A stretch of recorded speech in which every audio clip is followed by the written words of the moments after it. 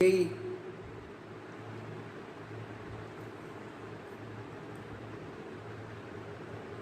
الحمد لله نحمده ونصلي ونسلم على رسوله الكريم أما بعد فأعوذ بالله السميع العليم من الشيطان الرجيم بسم الله الرحمن الرحيم وأن المساجد لله فلا تدعوا مع الله أحدا. سامعین و ناظرین، بڑے ہی دکھ کی بات ہے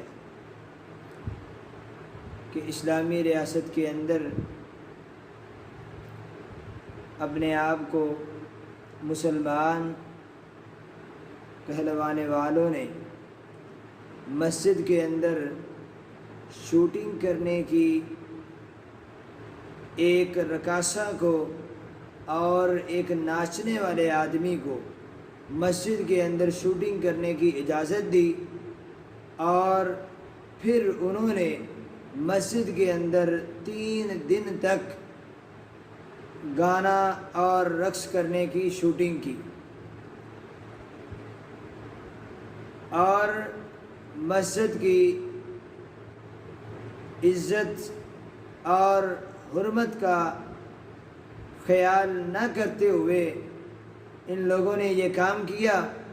اور جن لوگوں نے ہمارا محکمہ اوقاف جو ہے، جنہوں نے یہ کام کرنے کی اجازت دی، انہوں نے آپ میڈیا کے سامنے وہ ایک ایسا پیپر جو ہے وہ لے کر آئے ہیں کہ جی دیکھیں، ہم نے جب ان کو اجازت دی تو ہم نے یہ 9 شرائط ان کو دی تھی کہ ان شرائط کے اندر رہتے ہوئے آپ نے شوٹنگ کرنی ہے. او میرے بھائی، کیا آپ ہماری عقل پر پردہ ڈالنا چاہتے ہیں، یا ہماری آنکھوں کے اندر آپ مٹی ڈالنا چاہتے ہیں؟ کیا ہمیں آپ سمجھانا چاہتے ہیں کہ جب وہ آپ سے شوٹنگ کی اجازت لے رہے ہیں، کیا وہ ایک رقاصہ اور ایک گانا بجانے والا آدمی کیا قرآن پڑھ سکتا ہے؟ مسجد کے اندر کرنے والے کام ہیں قرآن پڑھنا، نماز پڑھنا، ذکر اذکار کرنا، قرآن مجید کی تلاوت کرنا، اعتکاف کرنا، نماز تراویح کو ادا کرنا، تہجد کی نماز پڑھنا، یہ کام مسجد کے اندر کرنے والے کام ہیں.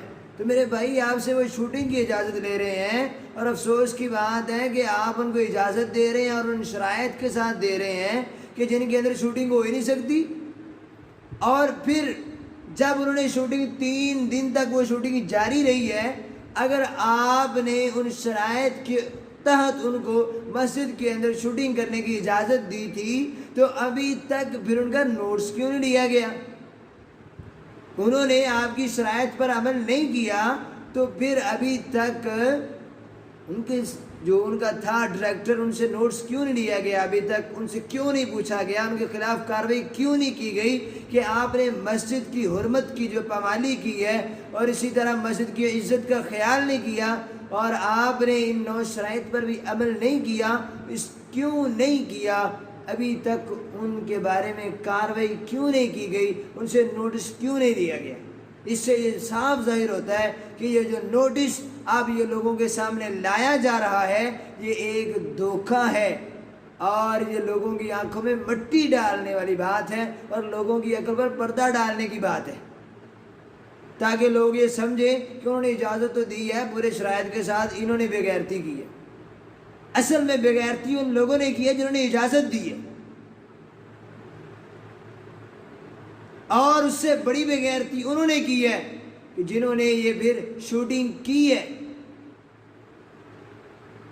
مسجد کے آداب ہیں. اللہ تعالیٰ قرآن میں کہتے ہیں وَأَنَّ الْمَسَاجِدَ لِلَّهِ فَلَا تَدْعُوا مَعَ اللَّهِ أَحَدًا. یہ اللہ تعالیٰ کے گھر ہیں مسجدیں، یہ صرف اللہ تعالیٰ کو پکارنے کے لیے بنائے جاتے ہیں. اس کے اندر صرف اللہ تعالیٰ کی عبادت کی جا سکتی ہے، اور اس کے اندر اللہ تعالیٰ کو پکارا جا سکتا ہے، اس کے علاوہ کوئی کام نہیں کیا جا سکتا. ہاں، کچھ امور ایسے ہیں جن کو نبی صلی اللہ علیہ وسلم نے کرنے کی اجازت دی ہے. مسافر آدمی ہے، وہ سو سکتا ہے، کھانا کھا سکتا ہے انسان بیٹھ کر، اس طرح کے جو جائز امور ہیں وہ کر سکتا ہے. لیکن مسجد کے آداب کے اندر یہ بات ہے کہ مسجد کے اندر کوئی اونچی آواز میں بات نہیں کر سکتا۔ مسجد کے اندر صحیح ابن حبان کے اندر روایت موجود ہے، حضرت عبداللہ بن مسعود رضی اللہ تعالیٰ عنہ راوی ہیں کہ آمنہ کے لال علیہ السلام نے مسجد کے اندر بیٹھ کر دنیاوی باتیں کرنے سے بھی منع کیا اور کہا ایسے لوگوں سے بچ جاؤ جو لوگ مسجدوں کے اندر بیٹھ کر دنیاوی باتیں کرتے ہیں۔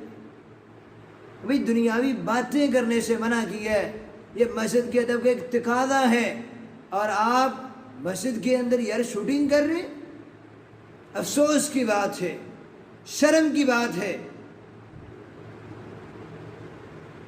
اور ایسی جگہ جہاں پر اونچی آواز میں بات کرنے کی اجازت شریعت نہیں دیتی، جہاں پر دنیاوی باتیں کرنے کی شریعت اجازت نہیں دیتی، ایسی جگہ پر ایسا کام کیا گیا کہ جس کی شریعت جو ہے مسجد کے علاوہ بھی قطعی طور پر کرنے کی اجازت نہیں دیتی، ایسا کام کیا گیا۔ گانے کی شوٹنگ کی گئی، رقص کی شوٹنگ کی گئی، جس کے بارے میں نبی علیہ السلام نے فرمایا کہ آخری زمانے کے اندر لوگوں کو زمین کے اندر دنسایا جائے گا، ان کے اوپر اللہ تعالیٰ کے عذاب آئیں گے، ان کے چہروں کو مسخ کیا جائے گا۔ اس کی وجہ کیا ہوگی؟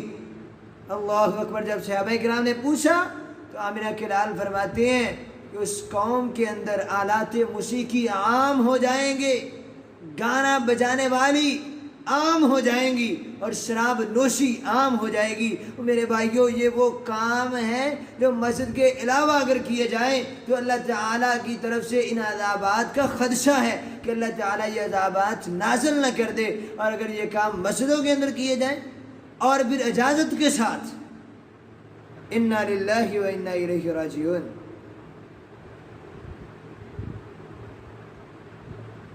اللہ تعالیٰ ہمیں